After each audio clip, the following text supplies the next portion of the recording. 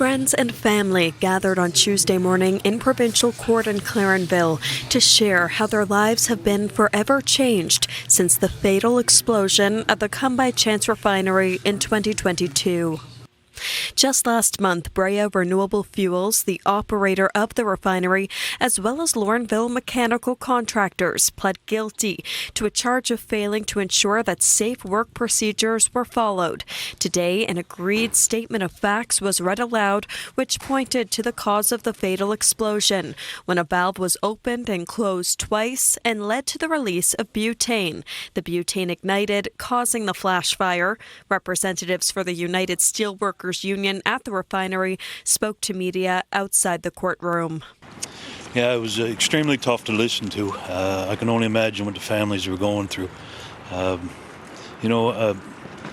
One thing is that this was a preventable accident, and we got to make sure that this don't happen again. 47-year-old Sean Peddle died and 7 others were injured in the devastating explosion. Peddle's wife, Nora, detailed how September 2nd of 2022 started like any other ordinary day. She and her husband had just bought a new home.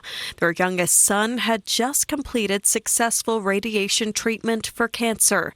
And then her world was turned upside down. Donald Dalton was severely injured in the refinery flash explosion more than 3 years ago. He, his daughter, and his sister read their victim impact statements in court this morning. He says all that was going through his mind when he felt he was dying was his then 15-year-old daughter. Burns covered 35% of his body, and to this day he suffers from numbness, hearing loss, and horrible flashbacks.